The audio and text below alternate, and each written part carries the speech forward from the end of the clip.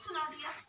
तब गरुड़ जी जीमूतवाहन के बहादुरी और प्राण रक्षा करने में खुद को बलिदान देने की हिम्मत से बहुत प्रभावित हुए। प्रसन्न होकर गरुड़ जी ने उन्हें जीवन दान दे दिया तथा नागों की बलि न लेने का भी आशीर्वाद दिया। इस प्रकार जीमूतवाहन के अदम्य साहस से नाग जाति की रक्षा हुई और तब से जीमूतवाहन को भगवान के रूप में पूजा जाने लगा और तभी से पुत्र की रक्षा करने के लिए जीमूतवाहन भगवान की पूजा की प्रथा शुरू हो गई। आश्विन कृष्ण अष्टमी के दिन प्रदोष काल में पुत्रवती महिलाएं जीमूतवाहन भगवान की पूजा करती हैं। कैलाश पर्वत पर भगवान शंकर माता पार्वती को कथा सुनाते हुए कहते हैं कि आश्विन कृष्ण अष्टमी के दिन उपवास रखकर जो स्त्रियां प्रदोष काल में जीमूतवाहन की पूजा करती हैं तथा कथा सुनने के बाद दक्षिणा देती हैं, वह पुत्रों का पूर्ण सुख प्राप्त करती हैं। व्रत का पारण दूसरे दिन अष्टमी तिथि की समाप्ति के बाद यानी नौमी तिथि में किया जाता है। ये व्रत अपने नाम के अनुरूप ही फल देने वाला है। अब सुनिए जितिया व्रत की दूसरी कथा। नर्मदा नदी के पास एक कंचनवटी नाम का नगर था।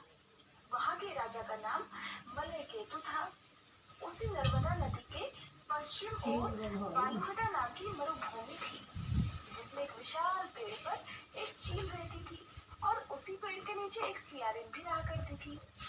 चील और सियारिन दोनों ही बड़ी पक्की सहेलियां थी। कुछ महिलाओं को जितिया व्रत करते देखकर एक दिन चील और सियारिन ने भी ये व्रत करने का संकल्प ले लिया और दोनों ने ही भगवान श्री जीमूतवाहन की पूजा और व्रत करने का प्रण ले लिया। जिस दिन दोनों को व्रत रखना था, ठीक उसी दिन शहर के एक बड़े व्यापारी की मृत्यु हो गई और उनका दाह संस्कार वही मरुस्थल पर हुआ जहाँ पर वो चील और सियारिन रहती थी। मुर्दे को देखकर सियारिन को भूख लगने लगी और वह खुद को रोक नहीं पाई, जिसके कारण उसका जितिया का व्रत टूट गया।